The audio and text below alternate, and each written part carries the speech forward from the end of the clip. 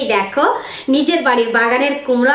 তো বাড়ির বাগানের কুমড়ো দিয়ে আজকে টক বানাবো, নিরামিষ টক বানাবো। ঠিক আছে, কুমড়ো কাটা হয়ে গেছে। ওয়াও কি সুন্দর কুমড়োটা, জানো তো দেখলে তোমরা বিশ্বাস করতে পারবে না। এই দেখো নিজের বাড়ির বাগানের কুমড়ো, মানে ভাবতে পারছো কতটা খুশি লাগছে আমাকে। আমসত্ত্ব দিয়ে নিরামিষ টক বানানো হয়ে গেছে। এত সুন্দর হয়েছে টকটা আজকে, তো সত্যি।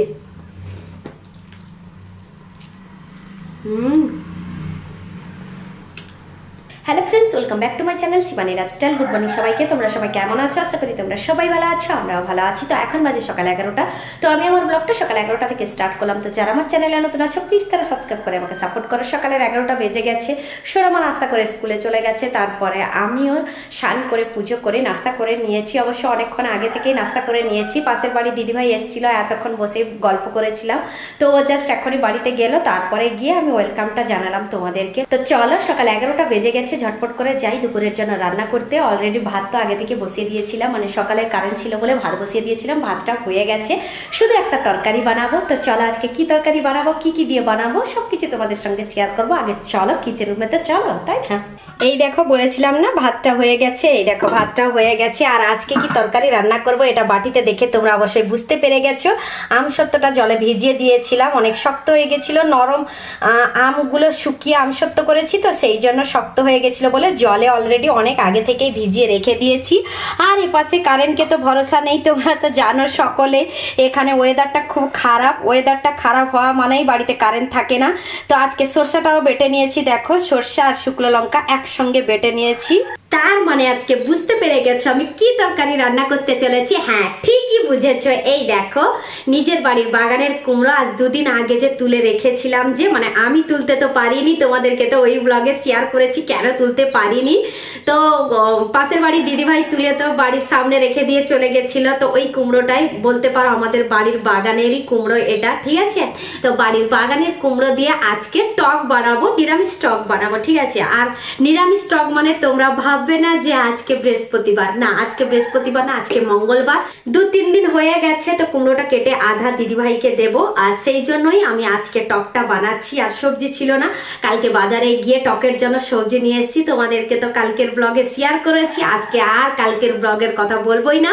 এখন চলো ঝটপট করে কুমড়োটা কেটে নেব, তার সাথে সবজিটাও কেটে নেব। কুমড়োটা এত বড় কিরকম করে কাটবো সেইটাই ভাবছি।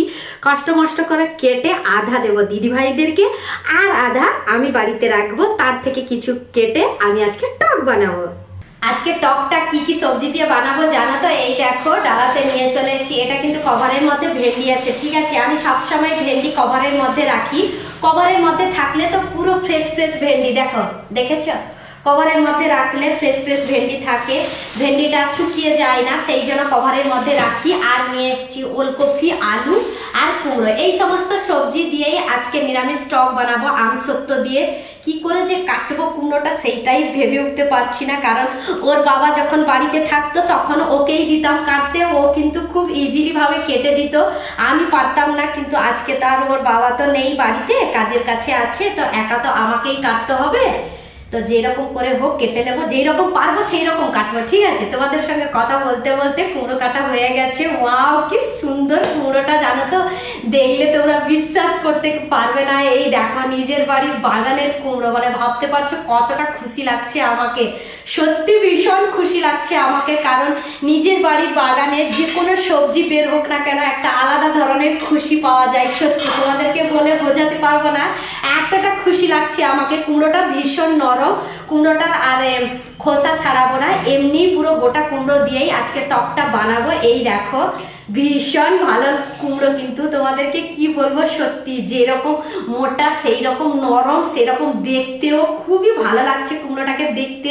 তো খেলে বোঝা যাবে কিরকম হয়। এই ফার্স্ট কিন্তু কুমড়োটা তুলে নিয়ে এসেছিল দিদিভাই। তো আমার নিজের বাড়ির বাগানেরই কুমড়ো। তো আমি পুজো করছিলাম, তখন দিদিভাই আমাকে ডাকছিল। আসলে ও পাশে সবাই গরু চড়াতে আসে, তো মানে আমার বাগানে কে কুমড়ো তুলে নিয়ে যাবে আমি পাবো না, সেই জন্য পাশের বাড়ির দিদিভাই কি করেছে, কুমড়ো তুলে নিয়ে এসে না প্রথমে আমাকে ডাকছিল। ঠিক আছে, তো আমি তখন পুজো করছি। তো পুজো করলে কি করে আমি ডাক শুনবো তোমরাই বলো? ও পাশে ঠাকুরকে ডাকছি আর এ পাশে দিদিভাই ডাকছে, তো আমি ডাকটা শুনিনি। তো ও মনে করেছে কি জানো তো, আমি বাড়িতে নেই, কাদের বাড়িতে গেছি। তো ঘর তো অবশ্যই খোলা ছিল, কিন্তু ওর মনে এইটাই লাগলো যে আমি বাড়িতে নেই। তো ও কি করেছে, গরু যে বাঁধতে গেছিল ও পাশে না, তো কুমড়োটা দেখে তুলে নিয়ে চলে এসছে, দিয়ে আমার ঘরের সামনেই রেখে দিয়ে চলে গেছে। তারপরে কিছুক্ষণ পরে দিদিভাই এসে আমাকে বলে দিয়ে গেল, তোমাকে ডাকছিলাম তুমি শোনোনি, সেই জন্য আমি ওপাশ থেকে কে কুমড়ো তুলে নিয়ে চলে যাবে, সেই জন্য আমি তুলে তোমাদের বাড়ির সামনে রেখে দিয়েছি। তো এইটা বলে তুলে নিয়ে চলে এসছে, আর কি করা যায় তোমরাই বলো? তো অবশ্যই ও আমার ভালোর জন্যই কুমড়োটা তুলে নিয়ে এসছে, নাহলে আর দুদিন রাখতাম। আর সত্যি কথা বলতে কি, দুদিন আমি রাখতেও পারতাম না, কারণ এই গ্রামে যত জনের বাড়িতে গরু আছে না, মানে পিছনে তো ফাঁকা মাঠ আছে, জমি আছে, মাঠ না জমি আছে, তো জমিতেই সব গরু বাঁধতে আসে, ঠিক আছে। আর শুধু গরু বাঁধতে আসে না, তার সাথে সাথে কুমড়ো শাকও তুলে নিয়ে যায়, গিমা শাকও তুলে নিয়ে যায়, জানো তো। তো কুমড়োটা দেখতে পেলে কুমড়োটা দিদিভাই, অন্য দিদিভাই তুলে নিয়ে চলে যাবে বলে, সেই জন্য দিদিভাই তুলে নিয়ে এসে আমার বাড়ির সামনে রেখে দিয়ে গেছে। তো সেই জন্য সেই কথাটা আগের ব্লগে বলেছিলাম, নিজের বাড়ির বাগানের সবজি কিন্তু নিজের হাতেই তুলতে পারলাম না, এই কথাটাই বলছিলাম। তো তোমাদের সঙ্গে কথা বলতে বলতে এই দেখো কুমড়োটাও কাটা হয়ে গেছে, বাকি সবজিগুলো ঝটফট করে কেটে নেব, তারপরে রান্না বসাতে যাব, বাড়িতেও কারেন্ট আছে। সমস্ত সবজি কাটা হয়ে গেছে, কুমড়ো আর ভেন্ডিটা দেখতে পাচ্ছ একটু বেশি করেই কেটেছি। আর ভেন্ডিগুলো কচি ভেন্ডি, তার সাথে নরম, একটাও বুড়ো ছিল না ভেন্ডি, জানো তো। আর কুমড়োটা একটু বেশি করে কেটেছি, সবজি বলতে পারো টোটাল মিলে বেশি করেই কেটেছি, কারণ পাশের বাড়িতে একটু টকটা দেবো, সেই জন্য। আমার হাতের রান্না খেতে পাশের বাড়ির দিদিভাই ভীষণ ভালোবাসে। আজকে যেহেতু টক বানাচ্ছি, তো ওটা তো ফেভারিট বলতে পারো পাশের বাড়ির দিদিভাই, তো সেই জন্য বেশি করে সবজি কেটেছি। আজকে বেশি করে টক বানাবো, পাশের বাড়িতে একটু দেবো। কুমড়োটা কেটে আধা পাশের বাড়ির দিদিভাইকে দিয়ে এসছি। অবশ্যই পাশের বাড়ি যে বলছি তোমরা ভাববে না, একটা ঘর, 2-3টে ঘর আছে আমার বাড়ির পাশে, সেই জন্য একটা বাড়িতে কুমড়ো দিয়ে এসছি আর একটা বাড়িতে তরকারি বানিয়ে দেব, ঠিক আছে। তো তেলটা গরম হওয়ার পরে 5 ফোড়ন, শুকনো লঙ্কা দিয়ে সবজিগুলো দিয়ে দিলাম। এবার হালকা ফ্রাই করে নেব, তার আগে লবণ, হলুদ আর লঙ্কা গুঁড়ো পরিমাণ মতো দিয়ে দিয়েছি। এবার সবজিগুলোর সাথে মিক্স করে নেব, তারপরে গিয়ে ঢাকনা দিয়ে সবজিগুলোকে হালকাভাবে ফ্রাই করে নেব। সবজিগুলো হালকা ফ্রাই করা হয়ে গেছে, এবার দিয়ে দেবো সর্ষে বাটা। ভেন্ডিগুলো এত নরম, তো এই হালকা ফ্রাইতে ভেন্ডিগুলো সব ফেটে যাচ্ছে, দেখতে পাচ্ছ, সব ভেঙে যাচ্ছে ভেন্ডিগুলো। সর্ষে বাটা দেওয়া হয়ে গেছে, এবার আমসত্ত্বর জলটা দিয়ে দেবো। আমসত্ত্ব দিয়ে নিরামিষ টক বানানো হয়ে গেছে। আর এইটুকুনি ভাববে না, ঠিক আছে, পুরো এক কড়াই ভর্তি হয়েছিল, পাশের বাড়ির দিদিভাইদেরকে দিয়ে চলে এসছি। এখন গরম গরম ভাতের সাথে গরম গরম নিরামিষ টক খাবো এখনই। গরম গরম ভাতের সাথে গরম গরম তরকারিটাও প্লেটে সার্ভ করে নিয়েছি। আর নিয়েছি একটা বড় একটা কাঁচা লঙ্কা, এটা অবশ্য বিশেষ বড় নয়, মিডিয়াম সাইজের কাঁচা লঙ্কা। কর্ণাটকের কাঁচা লঙ্কা কিন্তু অনেক বড় বড় হয়, পুরো এক চাকর থেকে আরও বরং বেশি হবে, বড় হয়, কিন্তু তার থেকে ছোট পাবে না, ঠিক আছে। এইটা ছোট পেয়েছি একটা, তাই শেয়ার করলাম তোমাদের সঙ্গে।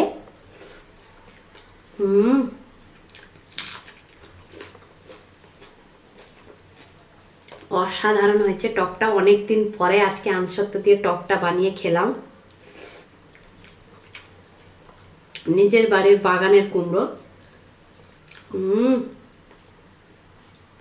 দারুণ হয়েছে সত্যি, তোমাদেরকে বলে বোঝাতে পারবো না। আমি টক খেতে ভীষণ ভালোবাসি, ভীষণ ভালোবাসি টক খেতে। অনেকদিন পর টক বানিয়ে খাচ্ছি, তো সেই জন্য এতটা খুশি হচ্ছে। তোমরা কেউ খারাপ হবে না, ঠিক আছে।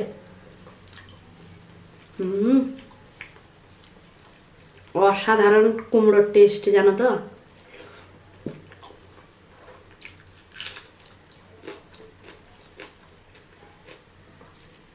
দারুণ টেস্ট হয়েছে টকটা, এত সুন্দর হয়েছে টকটা আজকে, তো সত্যি।